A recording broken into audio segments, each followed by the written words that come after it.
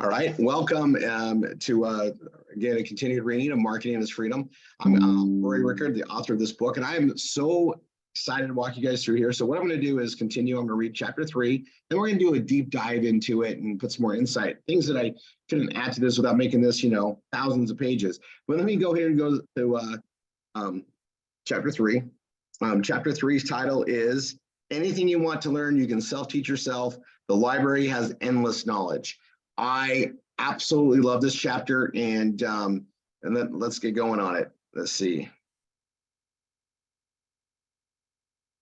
Chapter 1. Chapter 2.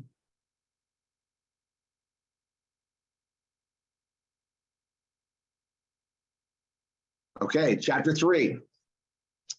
And I'll let you guys hit the button. I'm going to ignore that for now. Anything you want to learn, you can self-teach yourself. The library has endless knowledge. As with most everything, Grandpa Thorpe was right. You can self-teach yourself literally anything and everything. My grandfather was a self-taught architect, and he had gone from working in the coal mines to working with Utah Power and Light Company, as named at the time.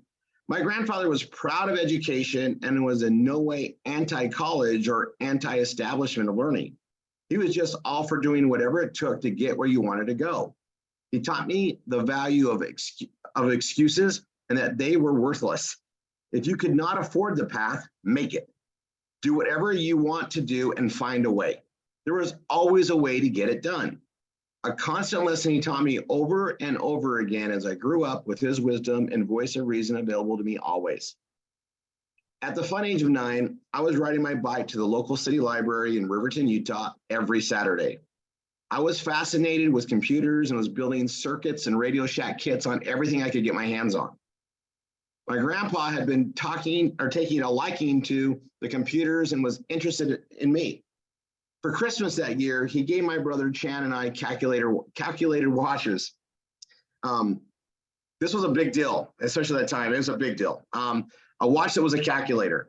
It was an expensive gift at the time, and my grandmother told me later he had made it possible and was dead set on getting them for us for months. We were the only kids with anything like that at school.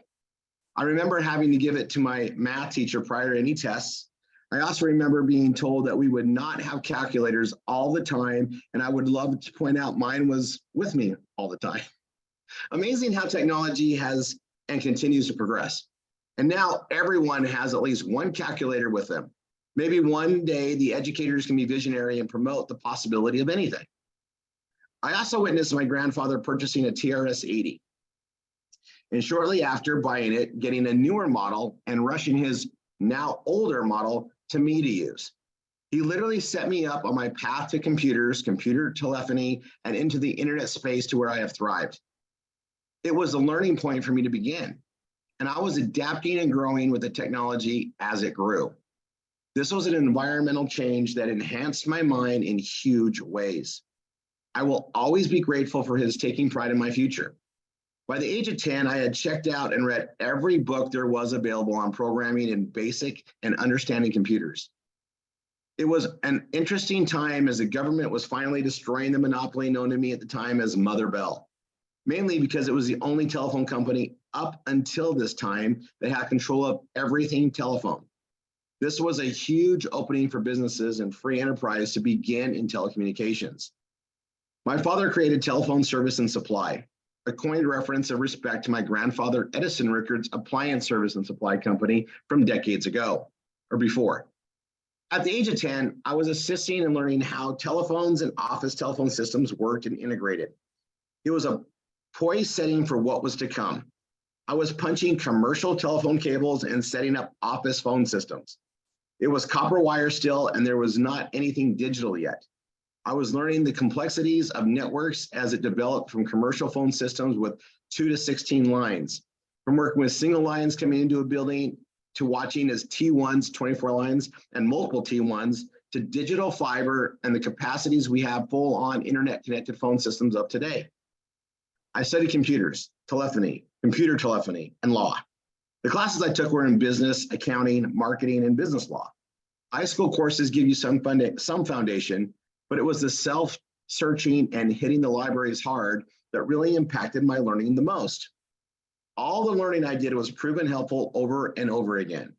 Even the hundreds of hours reading law books and researching new technologies serve me still today. Grandpa was there for it all. I remember looking into what he did for work and enjoyed how much he loved doing it. Architecture and building design. I studied drafting with him. I spent hours perfecting my penmanship as I worked alongside him in his den. Between my mother and grandfather, I studied and took in all I could in structure, penmanship, and design, all of which has served me well throughout life. Every time I hear a compliment on my penmanship, I instantly think of the times I was practicing by my grandpa's side. There was patience in his work, something I saw and called the patient process. While I did not gravitate towards drafting, architecture, or engineering, I saw the world differently because of it. There was a finished product that would cover scope and details. My grandpa could see the vision of it before he began. He worked through it, drawing, labeling. All of it was so precise and perfect. There was a set process to each and every step he took. He was confident from the beginning to the finished design. Watching him work and seeing the finished design unfold was a lesson for me. I took and mirrored the same thought process in virtually everything I set forth to do. It trained my mind to visualize and know the finished situation. Then I would go about it with the same steps, processes, and patience until the vision was complete. I took note of the questions asked and the reasons for the questions. The projects would always be starting out like a puzzle. Understanding the needs and desires of the client took shape, and then the puzzle became a vision. Then it was a patient process to complete the design. My education pushed me through a growth that got me involved with computer telephony, a voice and fax messaging service in 1989 that got me into a career at the age of 15. The learning through self-education and the confidence instilled by my grandfather to learn anything on my own and apply it always had me figuring out my own way. It was my natural talents and refining through mentors in marketing and sales that allowed me to find a path and run with it. This path led me to Jim Rohn, and he, through his time with me at one eventful evening, set me up for all roads leading to wine. Wine being the celebration of what marketing has and continues to allow me to create. The internet has already evolved so far that it has eliminated and yet created so many opportunities. The very paths I took and the relationships I have had along the way were oftentimes connected with wine. Several times in gratitude and respect, I have been given incredible bottles of wine. It has turned into a symbol of celebration and success, and many times used to celebrate success. Taking the same advice from Grandpa and learning and self-teaching from books and masters of the knowledge before me, wine has been a steady read. Though nothing beats knowledge matched with experience. Fortunately, there is more wine than time, and finding that perfect bottle is far more about the road than the completion of the journey. Now, we're going to go to chapter 4 next, and I'm going to do a deep dive in this. And I'm just going to, stress, I'm very grateful for my path. And you guys, this is before the internet and going to the libraries and learning things. You can learn anything and everything from books. Well, those books are now digitized. You can learn anything and everything if you know where to look for it and put that information out. And, you look at it now and, people go and Google things. They go look online. We're putting information out there for them to be directed to. It's all part of that same fundamental thing of the information's out there. There's more information at our fingertips now than ever before.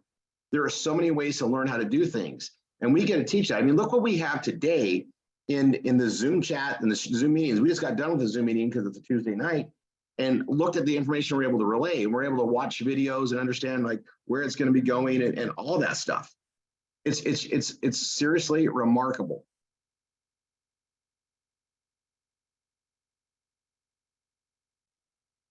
So I'm going to go on this, and this, it's really awesome how we get to do all these trainings, and to think about how much quicker we can relay information and duplicate what that information means today.